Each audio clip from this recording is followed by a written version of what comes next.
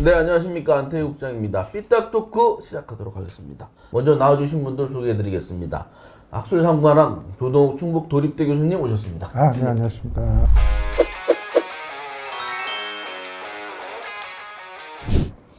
고시삼관학 최영현 변호사님 나오셨습니다.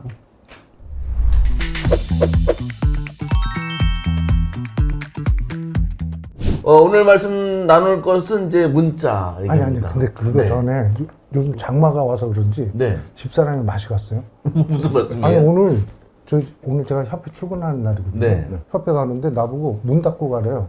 문을 닫고 가려니까 가지를 못하겠어. 요새 또 재밌으신가 보다. 맛이 신혼 살림인 것 같아. 그거를 거꾸로 말씀하시는 것 그리고 같아요. 밤에는 말이야, 저기 그 커튼 좀 칠해요. 그래서 탁탁 쳤더니 옛날에 그 광고 생각나네. 청소기 좀 돌려 했더니 이렇게 돌리는 광고 나왔었는데. 일단 뭐 그래도 아주 행복하게 사시는 것 같아서 좋습니다. 변호사님은 가정일 어떻습니까? 저는 맨날 술 먹고 다니고 뭐 똑같이. 같이 드시고? 아니, 요새 같이 안 드십니까? 절대 같이 안 먹어. 아, 그렇군요. 네. 알겠습니다. 네. 맞아, 저기 빨래 세탁기 좀 돌리는데 아유, 아재 개그를 이렇게. 돌릴 수가 몇 명 없어. 좀 나갔어요.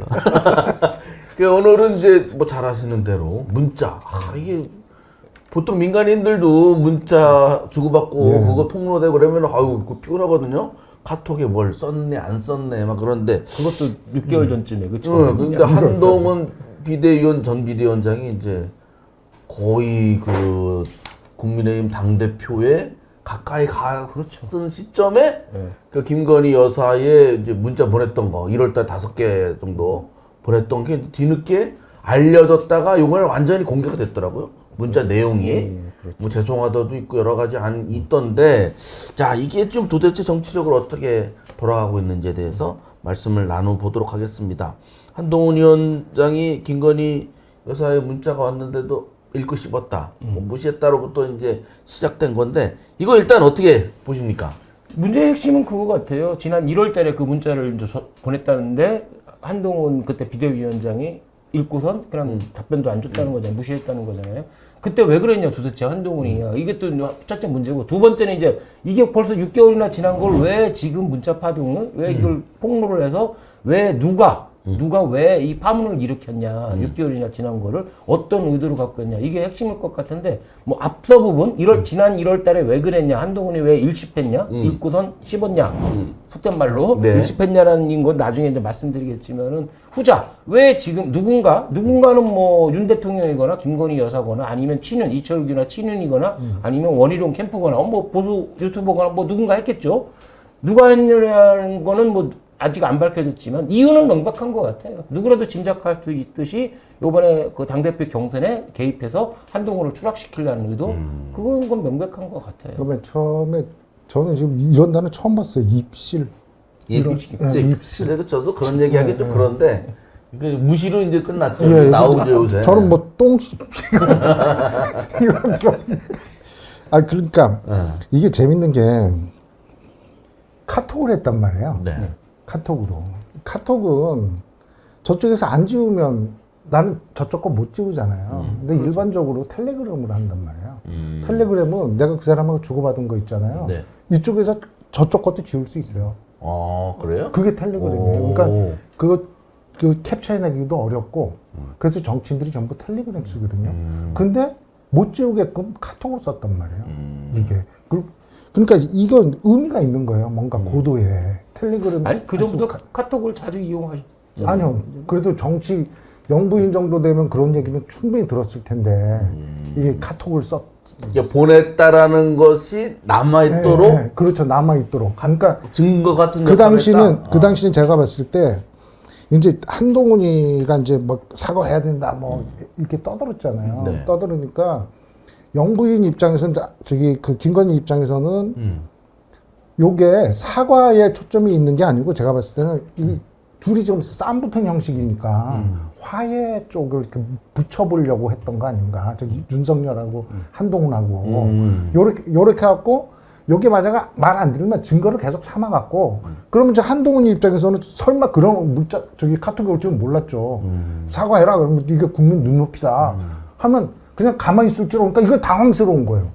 그거 갖고 만약 진짜 사과하라 그랬으면 이게 또 민주당이 그걸 또 시드머니를 삼아서 얼마나 끌고 가겠어요. 1월달 얘기는 차츰하자고 그랬더니 1월달 지금 얘기하시는 거잖아요. 아니 이제. 그러니까 그거 자체가 아무튼 고도의 수법을 가지고 한 거란 말이에요. 그리고 이제 7월쯤에 그거 갖고 있다가 한 번에 지네 말 안 듣잖아요. 이제 요번에 이제 탁 터트려 갖고 죽이려고 하는 거죠. 그럼 문자 내용도 이제 좀 이제 완전히 원문이 공개됐으니까 이 원문이 아니다라는 얘기는 안 들리는 거 보면 원문이 맞는 것 같아요. 네, 그렇죠. 내용 보면은 뭐 죄송하다는 얘기도 꽤 많이 있고 어떻게 보세요? 저는 뭐 진짜 사과하고 싶다라는 의미로도 읽혔는데 한동훈 위원장은 안 하겠다는 의미다라고 얘기했었잖아요. 그 내용에 대해서는 어떻게 평가하세요? 일단은 한동훈 1월달 얘기니까 지금 1월달에 일집한 이유는 아마 그 당시 무렵에 한동훈 비대위원장이 그 용산하고 그리고 금건희 여사 문제하고 좀 거리를 두려고 그랬던 것 같아요. 그렇기 때문에 일집했던 거지. 그 바로 직후에 그 사퇴 종용이 나왔잖아요. 그 이관섭 그렇죠. 전 비서실장이 찾아와서 사퇴하라는 취지로 말을 했다라고 했잖아요. 그렇기 때문에 그 당시 1월 무렵에 그걸 일집한 이유는 또 명확한 것 같아요. 본인은 내가 관여할 사안이 아니라서 가만히 있었다라고 그러는데 그거보다는 실질적으로 윤석열 측과 거리를 두려는 의도에서 고의적으로 일집했다. 그러니까 내용과 상관없이 어떤 내용이든 간에 근데 이제 김건희 여사 측에서는 그렇게 진정성 있게 얘기를 했는데도 무시했다. 이거를 지금 와서 문제 삼나요? 그게 또 하나는 이게 제가 좀 무섭다라고 느끼는 게 예를 들면은 제가 이제 집사람하고 이제 카톡으로 부부싸움 많이 하거든요. 할 때 처갓집 가기 전에는 제가 굉장히 정중하고 아주 논리적으로 이렇게 집사람 위하는 식으로 이렇게 쫙 써요. 그럼 집사람 멋모르고 막 공격하거든요. 네. 그래서 처갓집 가서 이거 한번 보라고. 증거로? 훨씬 많이 해요. 그러니까. 그러니까 이런 의도를 가지고 논리 정연하게 쓴 거야. 국민들이 그렇죠. 이렇게 봤을 때 이렇게 정중하고 정말 사과에 대한 진실성이 이게 느껴지고. 이렇게 찐 게 아니라 컴퓨터로 쳐놓고 딱 그렇지. 복붙한 거죠. 그렇게 한 거예요. 그러니까 이게 고도의 수법이라니까. 그리고 만약에 진짜 사과할 마음이 있으면 뭐 거기에다가 무슨 뭐 서랍받고 사과를 뭐 하래. 본인이 하면 되는 거지. 그렇게 또 해석을. 아니 그런 거야. 그 문장 보세요. 네. 정말 논리 정연하고 탁 들으면 저도 가슴에 이런 진심이 있었나 느낄 정도로 그런 식으로 딱 노리고 쓴 거예요. 그러면 그 한동훈 비대위원장은 당시에 그런 걸 알고 그래서 답변 안 했다? 그렇지는 않을 거예요. 그렇죠? 예. 나한테 지금 함정을 파놓는구나 이렇게까지는 생각을 안 했고 거리를 두려고 했었겠죠. 함정을 파놓는다고 했으면 본인도 똑같이 컴퓨터로 쓴 다음에 논리적으로 딱 써서 이렇게 그렇게 딱 해서 오히려 그렇게 했겠죠. 그러니까 이쪽은 제가 봤을 때는 그 다람쥐가 담 넘는 재주가 있습니까? 담 넘는 기술이라 그럽니까? 재주라 그러죠. 네. 그죠? 그러니까 수가 낮은 사람은 재주가 있다는 거고 수가 높은 사람은 기술이라 그래요. 이게 그래서 재주는 영어로 스킬이고 기술은 테크놀로지예요. 그러니까 그냥 그러니까 제가 두 사람 지금 싸움을 보면 한동훈은 재주고 이쪽이 기술자야. 한수위 이런 뜻인가요? 한수위 이런 한참 한수위. 그렇군요. 그러면 우리가 저번에 이제 톡할 때는 어대한 어차피 대표는 한동훈 뭐 이런 유로 얘기를 했던 것 같은데 지금 요게 약간 막 정점에 갔다가 잠깐 내려온 느낌도 있습니다만 요게 중요한 거는 이제 당대표 선거 영향이 있을지 없을지잖아요. 어떻게 될 거라고 보세요? 이게 이제 문자 파동을 누가 주동했는지 명확하게 안 밝히니까 주동자라고 할게요. 이번에 이제 7월 달에 문자 파동을 주동한 사람은 뭐 명확해요. 이유는 뭐 당대표 경선에 개입하려는 거고 그거를 한동훈을 쫓아내는데 두 가지 프레임이 있잖아요. 일단 총선 패배, 총선 패배를 자초했다. 그때 비대위원장으로서 그거하고 그 다음에 배신자 프레임, 윤 대통령한테 배신을 때렸다. 이런 걸 두 가지 프레임을 동시에 해서 한동훈의 추락을 노린 거고 이렇게 추악하고 조잡한 방식이 과연 먹힐까라고 일반 사람들 그렇게 생각할 수 있잖아요. 문자 까발리고 하는 거 가지고 과연 먹힐까 하는데 이것을 주동한 사람은 그렇게 생각했을 거예요. 아깝게 낙선한 사람들 있잖아요. 특히 수도권에 많잖아요. 그 사람들 때문에 먹힐 거다. 당협위원장들. 낙선한 당협위원장. 한동훈 때문에 우리가 조금 2% 3%에도 더 얻을 수 있었는데 한동훈 때문에 못 얻었기 때문에 우리가 졌다라는 거. 그 다음에 영남권의 꼰대 보수라고 할까요? 네. 골수 보수들.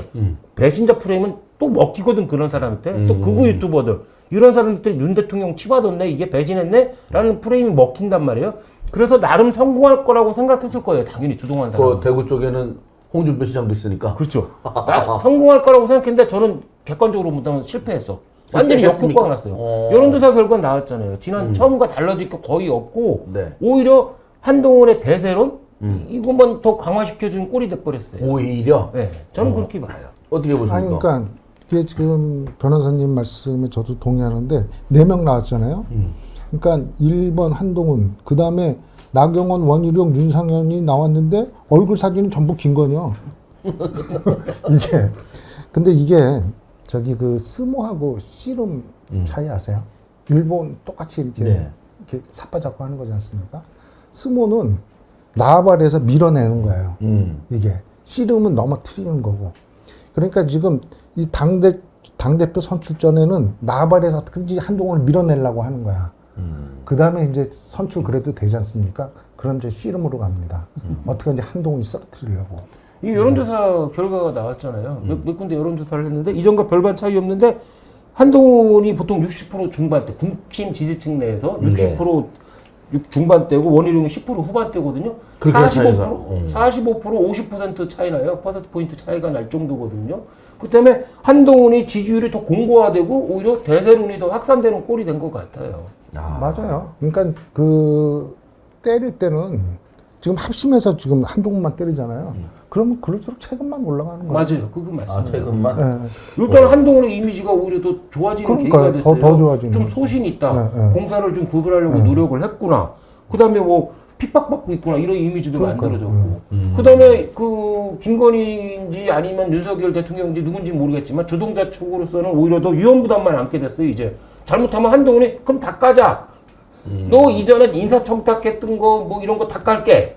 이렇게 나올 수, 물론 한동훈이 그렇게는 안 하겠죠. 물론 그건 많이 이미지 했어요. 하려면 이렇게 하겠죠. 사실과 다른 많은 부분이 있고 오해도 많지만은 자기는 영부인과의 사적인 대화에 대해서 그냥 폭로할 생각이 부적절하다. 폭로하는 거. 이렇게 해서 통 큰 모습을 보여주겠죠. 자기 이미지 관리하는 차원에서. 근데 위험부담을 항상 갖고 있지. 다 까겠다.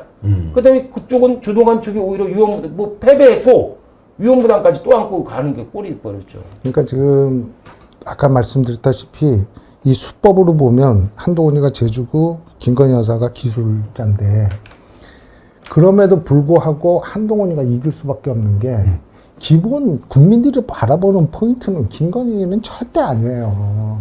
그냥 한동훈이에 대해서 이렇게 곰으로 매주를 쓴다 해도 그렇죠. 김건희 여사 말은 네. 별로 이제 신뢰가 없다 이렇게 네. 국민들 생각한다는 말씀인가요? 그렇죠. 그래서 이제 그러면 1월달에 사과한다고 그렇게 죄송한다고 표현이 돼 있던데 지금 하면 안 될까요? 맞아요. 그동안에 왜 지금 왜 하고 있어? 지금 더 안 합니까? 그럼 왜 본인이 하겠어? 직접 사과를 할 이유가 없어요? 그 시간 순서대로 논리적으로 수리적으로 계산해 보면 아니 그 뒤에 뭔 기회가 있었는데 왜 한동훈을 걸고 넘어져. 본인이 하고 싶으면 하고 말고 싶으면 말고 하는 거지. 그게 맞아요. 한동훈이 맞아. 내 허락받고 할 일입니까? 라는 말이 정확하게 맞는 말이죠. 그게.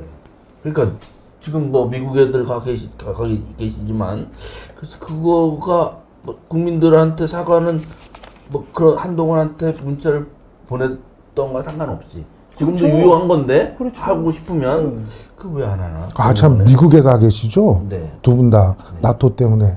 와 근데 진짜 우리 윤석열 대통령 진짜 국제적인 인물이야. 그 말이 진짜 저기 그 뭐라 그래 하늘하고 통하나 봐.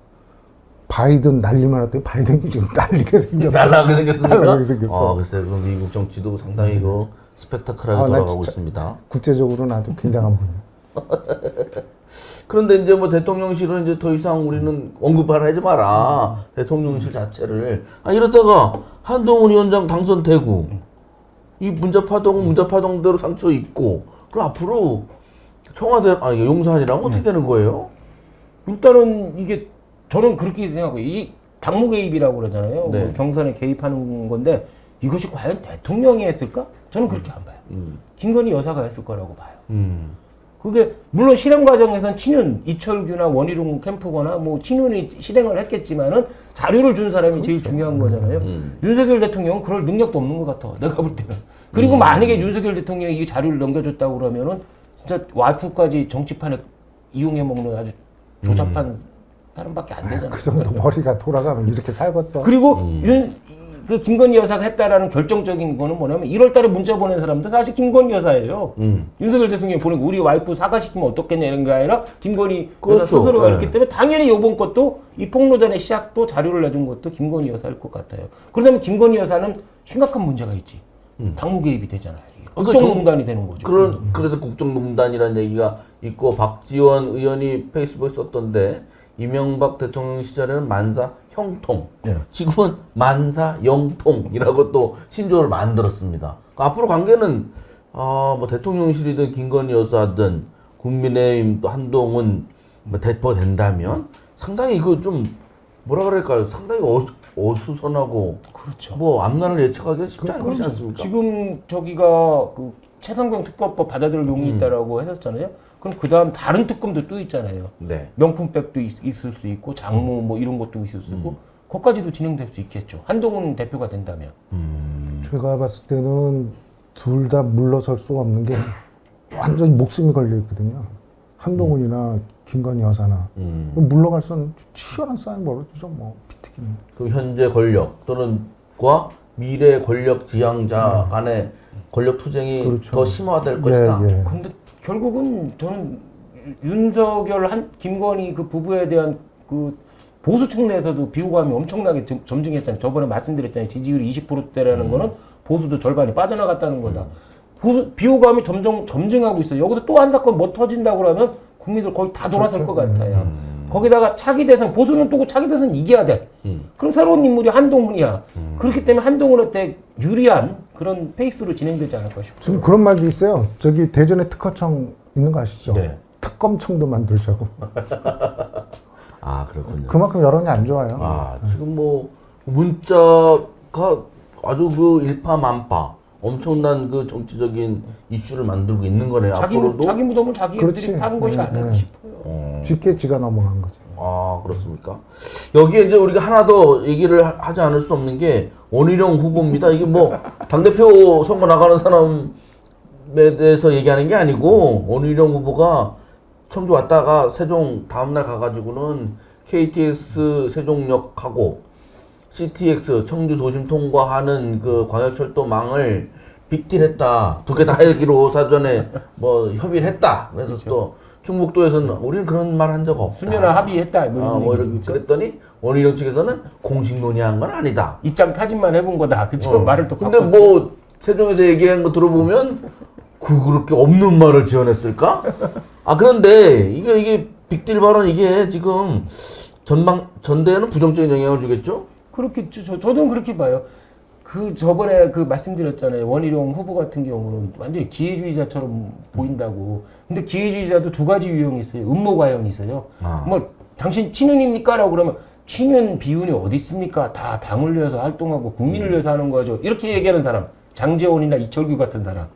근데 떠버리형이 있어 또 반대로. 떠버리형. 나 찐윤이야. 원희룡.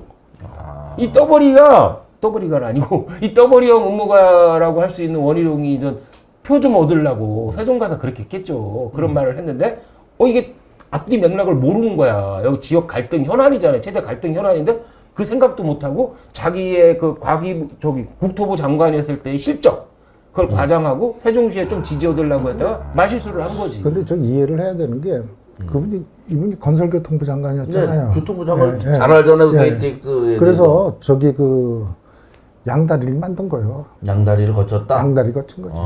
아유 건교에서 맨날 배우는 게 양다리지 뭐.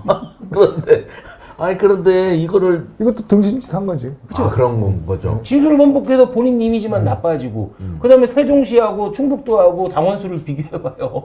과연 나는 궁금한 게 결국은 경선을 하다 보면 청주에 올 거란 말이야. 그렇죠. 원희룡 전 장관이 과연 여기서 말을 어떻게 할까? 당연히 그 답변을 해야 되는데.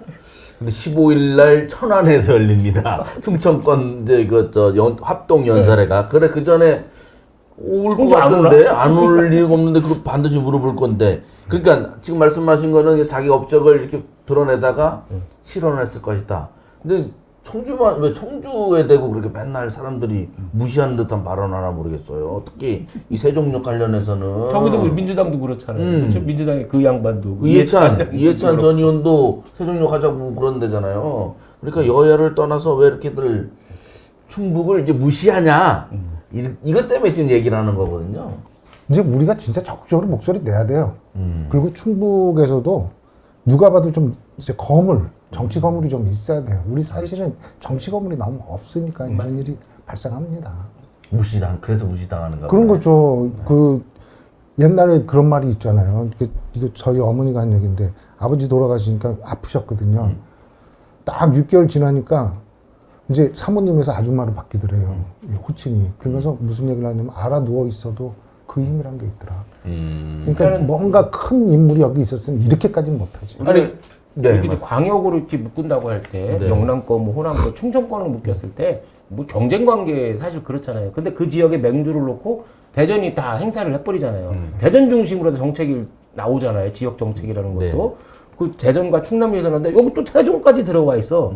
그렇기 때문에 계속 이런 문제, 이렇게 유력 정치인들, 유력 후보들이 충북을 그냥 거의 무시하다?